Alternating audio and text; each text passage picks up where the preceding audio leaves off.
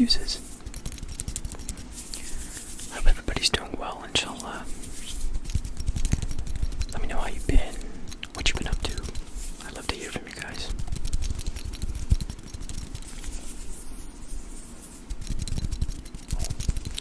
So today is going to be a whisper ramble with hand sounds, of course, as well as a little bit of candle tapping.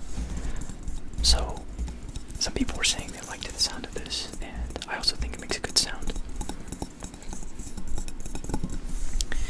But yeah, so I just got back from a wedding, and I thought I would make a video. It's a little late at night, and it's pretty quiet.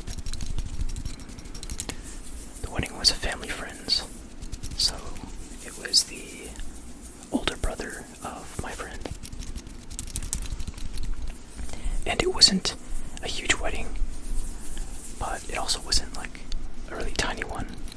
So it was somewhere in the middle, which was nice because there was a good mix of people that I knew, but I hadn't seen in a long time. So the age difference between me and my friend and the groom, his older brother, is something like 6 years, I think. But like when you're younger, that means that age difference means a lot more, obviously, than it does now. So there were people that I had met a long time ago whenever I would be at my friend's house, and like his cool older brother would have his friends over, and sometimes they would entertain you, like play football or whatever, basketball with you guys, or like play video games, and then they would just leave because they could all drive and you couldn't drive yet, and go do whatever. So it was nice to see some of those people, and I hadn't seen them in years, but now they're older, some of them are married, and you're more or less, the age difference now doesn't mean a whole lot, so you're almost like peer level with them, and that's nice. You can just catch up and talk about all kinds of stuff, so that was enjoyable. And it was nice to see the groom get married, and having known him all these years. And there were also some people that I hadn't met, so there was a guy there that I guess he was a college friend of the groom's, and he had spent the last like 10 years out of the country. So pretty much after graduating college, he went abroad. So he lived in Japan and China, Thailand, Vietnam, and also some European countries. Like pretty much the nomad lifestyle. I don't know what the term is that you would see on like YouTube or like the internet. I think there's a plane coming.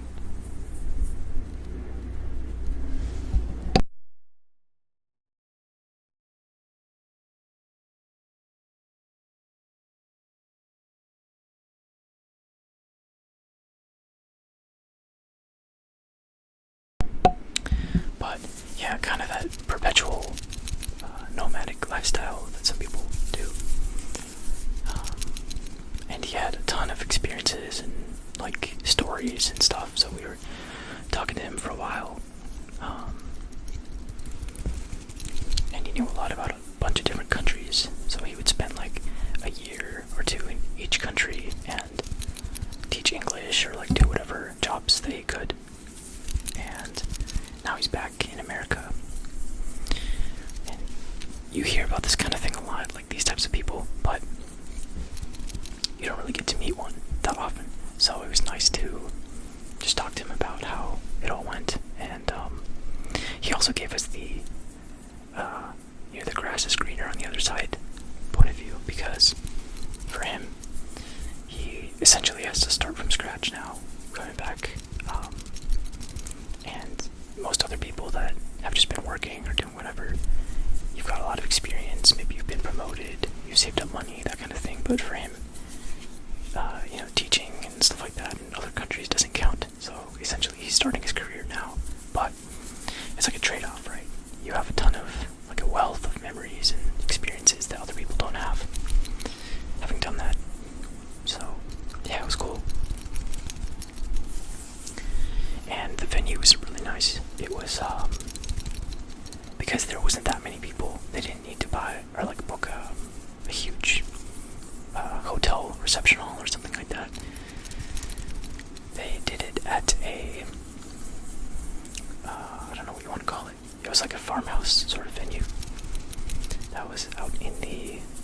sort of in the middle of nowhere. So it was kind of like 40 minutes past the edge of the suburbs.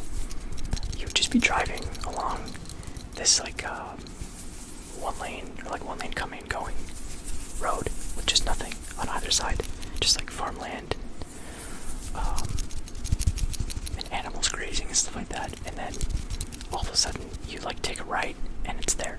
It's like this. I guess it used to be farmland, not anymore, but just this big stretch of land and a large house, which is the venue. And it was cool because the grass was like super green. I guess they've been like obviously watering it and stuff for the aesthetic.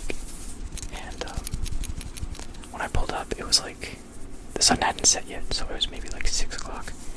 And the sky was super blue today, like no clouds, anything like that. So it was a nice contrast where there was like a really vivid green, and then the sky was like super blue.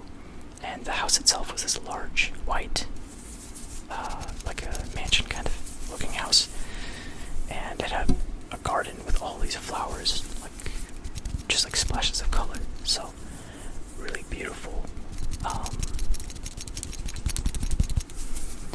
And later we were standing outside talking. The weather wasn't too bad today, but yeah, we were standing outside talking, and the sun was starting to set, and that was really beautiful because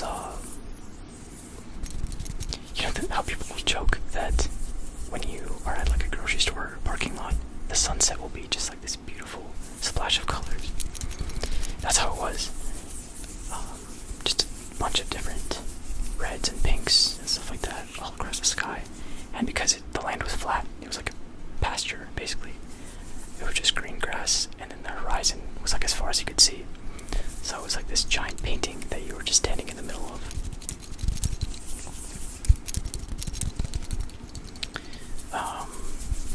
But yeah, so everything went well. I stayed a little late to help them, get everything wrapped up. And then when I was leaving, it was pretty much nighttime. Like, the stars were out and stuff. And that was another thing, was as I was walking to my car, because the parking lot was a little ways away from the actual building,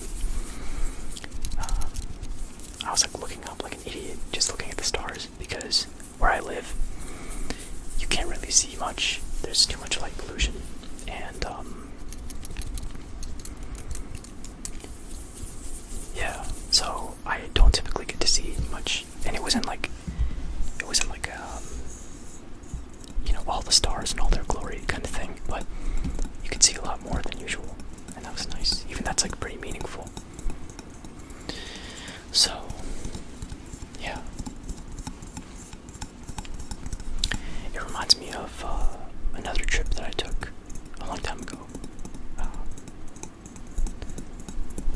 where we went to a much more remote place, a rural place in America, where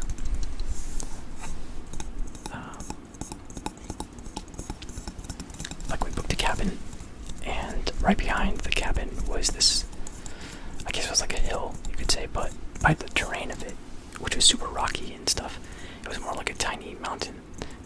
And when we got there, it was at night, and we could already see the stars like driving, but we decided to climb this mini mountain thing, and it was kind of a dumb idea looking back, because it was so dark, like pitch black, and obviously when you're out there in nature, there's not really any natural light other than the moon, right? And obviously there's not going to be any artificial lights, but we're using our flashlights and phone lights to try and climb. And again, it wasn't super tall, maybe like 100 something feet, so but it took us a while to get to the top. And when we got there, it was above the tree line, so you could see pretty much over everything and look directly up at the sky. And I remember just like laying back and staring up and seeing, again, it wasn't like as good as it could be. It wasn't as amazing as if you went to like the Northern Lights or whatever, but it's a lot more than you usually would see. Like, you start to realize that this this is why people, would use the stars for navigation, and like they could map out the constellations and like the planets and stuff, because they could see that every day. Like that's the default. You'd be able to see that in like all parts of human history, except now. So.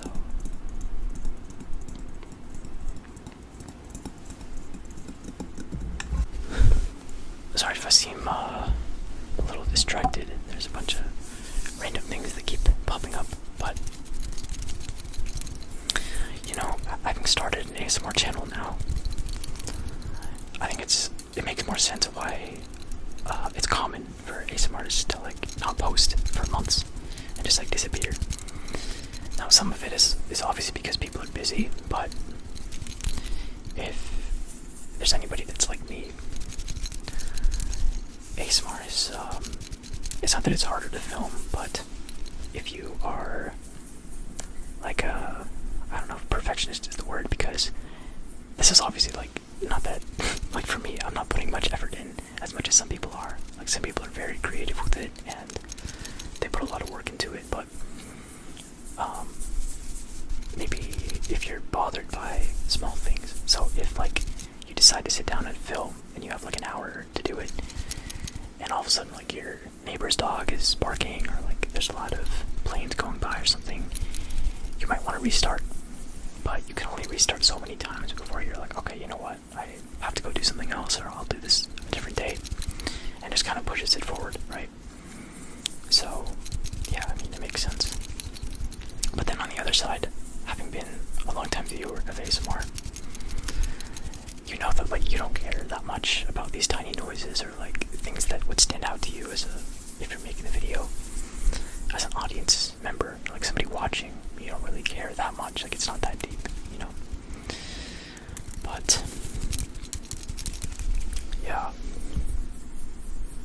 Speaking of ASMR artists leaving, there's been a couple of them that have, like OG ASMR artists that have retired, I guess. So, for example, Fast ASMR. So Fast ASMR has been making videos for at least longer than I've been watching, so I think something like 15 years now. And I think she is just retiring, like she's just stepping away. And it's understandable, like even the YouTubers that were making videos like 15 years ago, even if they're still making content, they're not making the same kind of videos that they were back then, right? And so I can understand that it might get stale, or like, just like life changes. The circumstances that you were in like 10 years ago or 15 years ago, maybe you were in school, or you had a lot more free time, or you were single or whatever, and maybe now you're married and you have children and all kinds of different stuff, so you can't really dedicate the same amount of time, or maybe just get stale, right? But yeah, she's definitely an OG, and she probably has like over 1,000 videos at this point. But another one is Jelly Bean Green. I think is her name. Jelly Bean Green. Jelly Bean Green. I didn't really watch her. I only watched her like one time, or maybe a few times, but it was at one point in time when she first started her channel, probably like 2016 or 2017. And I remember I clicked on her video, because it came up on my feed, and in the thumbnail, she looked exactly like my English teacher at the time. Like exactly. To the point where I thought I came across my English teacher's like secret ASMR channel, But I think she said she was having some family stuff, so I hope everything is okay for her. And to be honest, I suspect that we're going to see more of this, because we're getting to the point where the early ASMR artists have been doing it for like 15 years, right? And it's natural that they would start moving on slowly.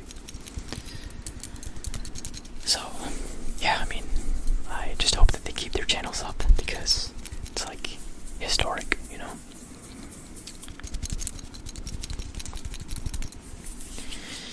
Okay, what else? I've recently.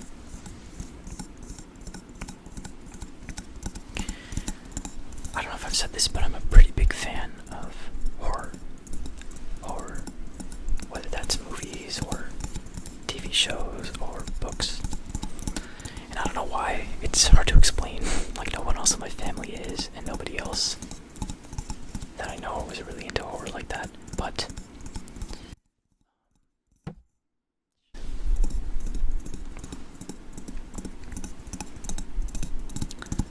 this year's been a very good year for horror so far.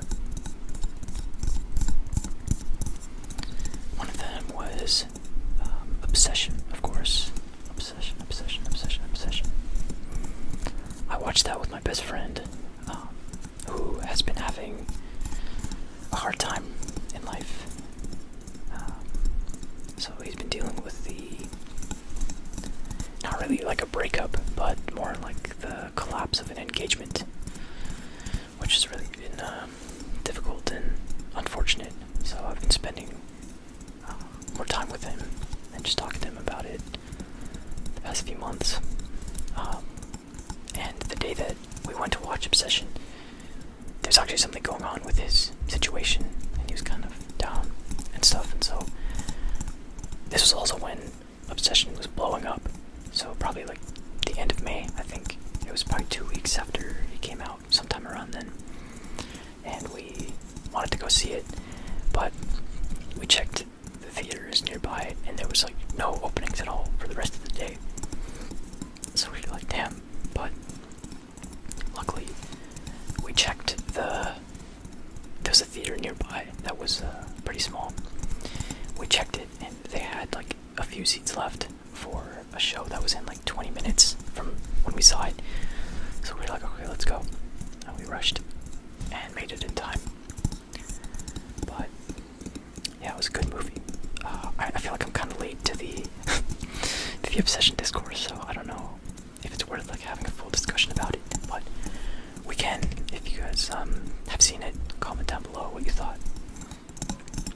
But yeah, it was a really good movie, and it was a good night. What else? So Backrooms was another one I watched recently. I don't know if that counts as full-on horror, or if it's like more of a mixture of genres, right? But that was good as well, but it was definitely not what I was expecting. So I didn't watch like the web series that the director made, but I had obviously seen the Backrooms like posts, or like the creepypasta and whatnot. And to be honest, I was kind of worried that it wasn't going to be worth making into a movie, you know, because if they just used the basic concept, I was worried it was going to kind of drag on, especially when the movie was sort of getting started and he first discovers the Backrooms. It's not a spoiler, by the way, like, I'm not going to spoil anything, but obviously, like, he's going to go in the Backrooms, so, oh, hell no. But when he first does that, and it's like a lot of slow shots of him just walking through, and it's endless, he keeps discovering more and more. I was kind of like worried how they were going to make a full-length movie, you know, based on the concept. But they definitely took it in a direction that I wasn't expecting, so that was nice. That was cool. But yeah, another movie is Hokum, I think is how you say it, Hokum. It has like Adam Scott. It's an Irish horror film, and that one was good. That was a solid watch. I wouldn't say it was like the best movie ever, but it was a really good, solid horror movie. I recommend you watch it if you haven't.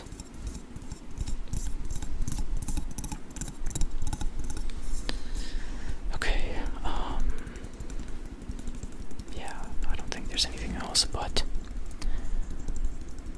if you have any recommendations or anything that you've been watching or reading or interested in lately, let me know. I'd love to hear from you. So, I think I'll probably wrap it up here. It's good to be back, and I'll be making a few more videos very soon. So, one of them is going to be a reading,